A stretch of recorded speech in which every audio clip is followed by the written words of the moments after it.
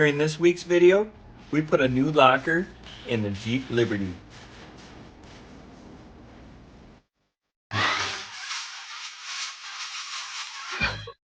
We got the Liberty back in the garage, and as the holiday seasons were just around the corner, we went and bought a gift for the Liberty. We scored a locker during the sale that they had at Iron Rock Off-Road, and they're a partner with TORQ Masters. So therefore, we're gonna go put a locker in the back of this Liberty. So we're unboxing the locker. There's instructions. We will go through the instructions a little bit during the install. They gave us some cool stickers. We already have these on the trash cans, but that might be a different design. We'll have to check. This TORQ locker, Aussie Locker, lunchbox locker, is a little bit different in the way it's set up.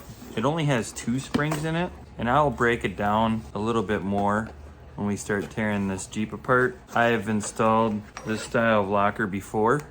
I'll show you the difference in this style of a locker than the traditional Aussie lockers have 4 springs and pins. This eliminates that, and it just has the 2 springs in there. Like I said, I'll show you more when we start digging into this a little bit more. So let's get this Jeep on jack stands, start tearing into it.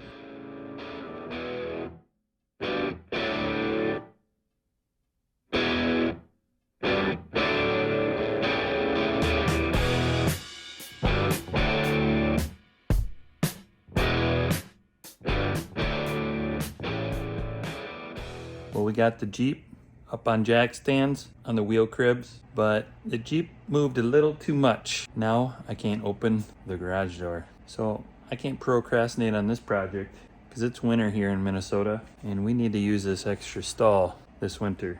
So I better get on this and get those wheels off the back of the Liberty and start tearing into this rear end. Before we rip the wheels and tires off the rear end, I wanted to show you guys the difference between locker and no locker. So of course we'll start with the no locker and what the wheels do when you drive from the drive shaft. Okay, we got the test dummy under there as the drive shaft playing Mr. Drive Shaft. The other one doesn't spin, we just have one spinning at a time. And this one is actually able to spin backwards. Spin it, it goes opposite ways. So therefore, there's no locker. So when we put the locker in, they'll both spin the same direction. Well, someone just got a bath. Come here. Come here. Look who just got a bath. Oh, she's so pretty. She's so pretty. Are you so pretty? Huh? Are you so pretty? Well, we got the wheels off and we pulled the brakes. So we pulled the calipers, the rotors, and we just hang our calipers using bungee cords. So now let's get underneath this thing and pull that diff cover.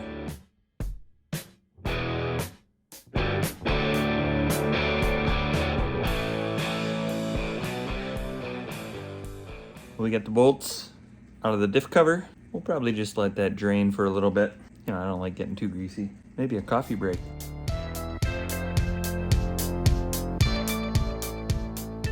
Well, we got the diff cover off.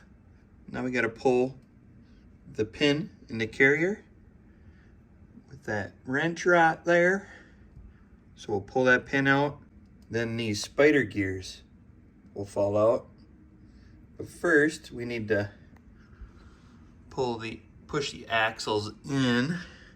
Then we'll grab the seat clips in there once we pull that pin out. It's a little hard to get you guys under here while I'm working, so I'll pull that pin, pull the spiders out. You gotta keep the washers in the correct side of the diff because we will reuse those washers when we put the new locker in. I'll show you more of that, what I'm talking about, when we get the spider gears on the bench here.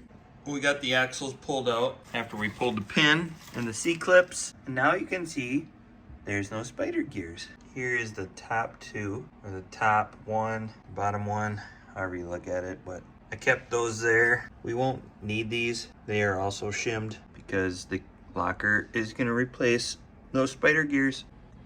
Here's the carrier pin and the seat clips that we pulled out. That 8mm bolt that we had to get out.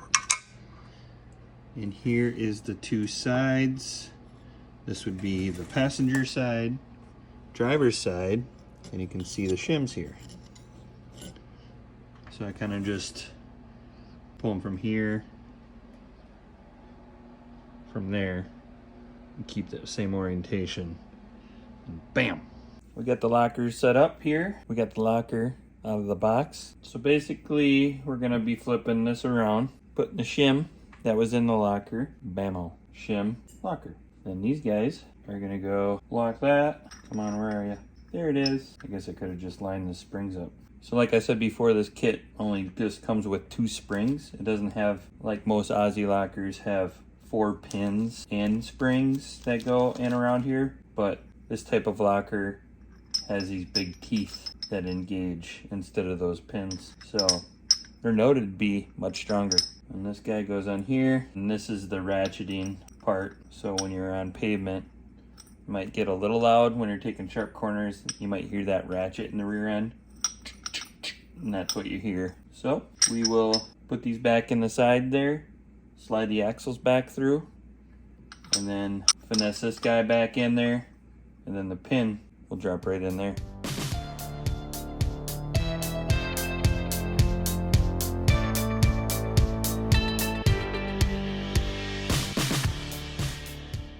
I don't know if it's me, I just have bad luck with drum brakes, but the parking brake on these Liberties is a drum brake. Yeah. So I just got done messing with this guy for a good half an hour. This spring inside was all janky, so I flipped it around on the other side because it was kind of rubbing on the back of this flange on the axle. And yeah, so if you need to replace your parking brake pads, this might be a good time to do it. I'm too cheap, so I just kind of monkeyed around with it and got frustrated. But we got the seat clips back in, and now we're ready to install the rest of the locker.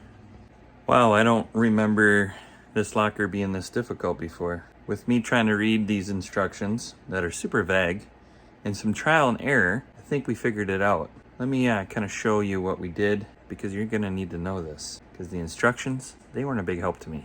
So you gotta do the ring side first, which it does say that in the instructions. You got the C-clip in here, right? So I put this locker in first, put the C-clip in, then pulled this axle out on the passenger side.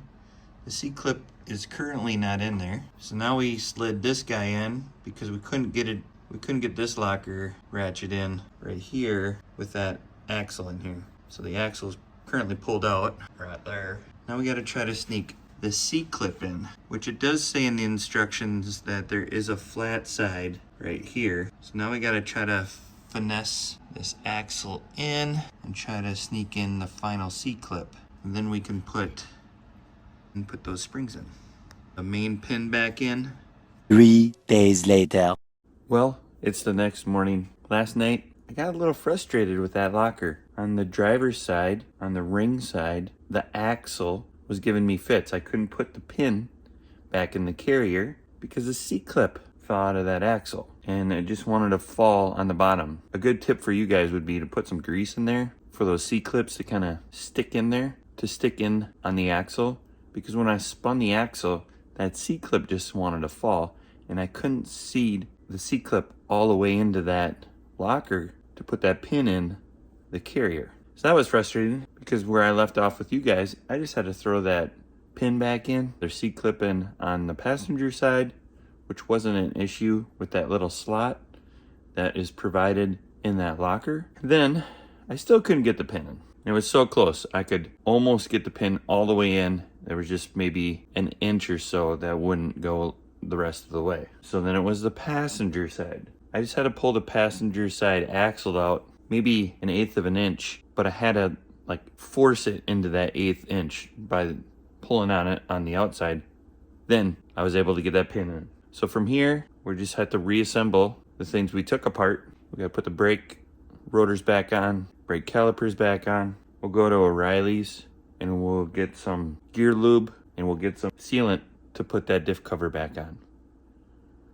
And then the only thing from there is go test drive it. In the instructions, it does want you to test the gap between the locker. For us, I'm not gonna test that gap. I'm just gonna go see if it works. Because in reality, I don't have any shims to re-shim this. I could take one shim out if it wasn't close enough. But even so, I think the best test would be to go use it. Before we put the diff cover on, we're gonna do a spin test. So we're gonna spin one side. We're gonna do the passenger side first, and then we're gonna spin the driver's side and see if each side ratchets on the locker. So I have my Vanna whites here, and now we're gonna spin the wheel and we'll see the locker ratchet. So you gotta spin the wheel backwards, and then we can see it ratchet. So I gotta hold the other wheel now. Okay, keep going back a little bit further. Right there, stop. So we can see it ratchet in there. Now I hold the driver's wheel, and then my Vanna whites will spin it backwards. Muscles together. Oh, backwards. Go backwards. There we go. Now we can see the locker in action. Keep spinning. Yeah. Now we're gonna do the driver's side and see if that side ratchets as well. We'll hold the passenger side and go in reverse. Yay, it works.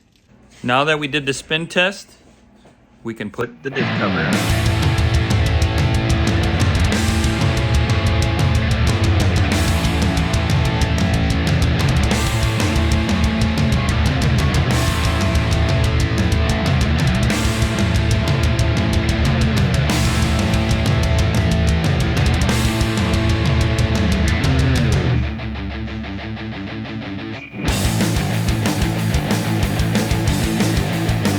Well, we just got back from our first test drive in the Liberty with the new locker. Well, we encountered two issues. One, not really an issue.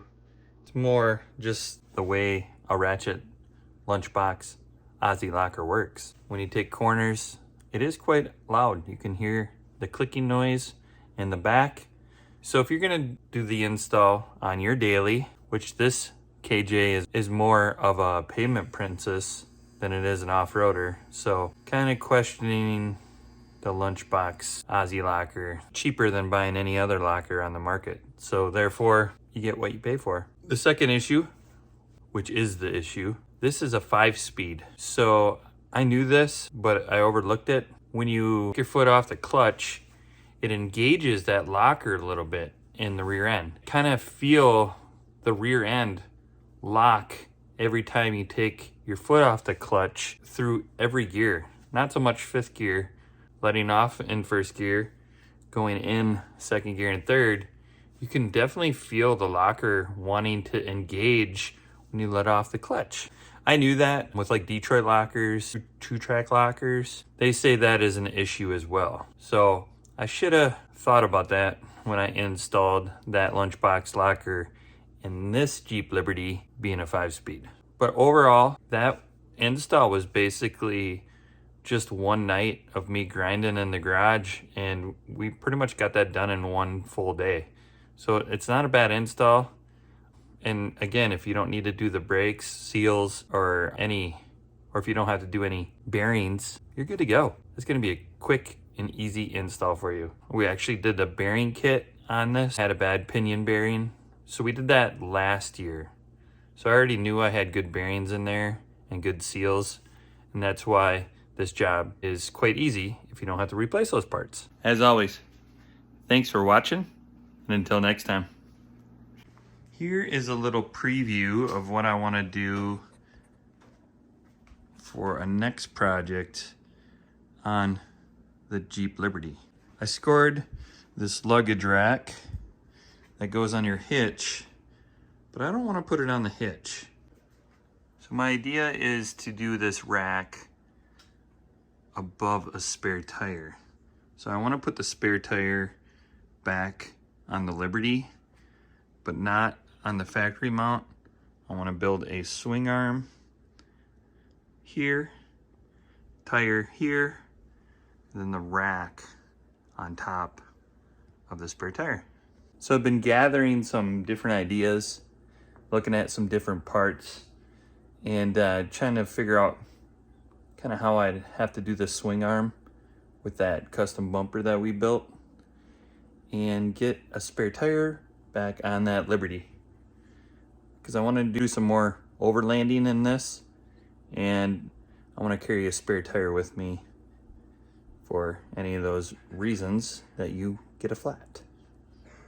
And then the luggage rack would be nice if we're going to start hauling gear to do some overnights in the Liberty. So make sure you subscribe, hit the like button, and click the bell if you could, because then you'll get notified when we do some more projects on the Liberty.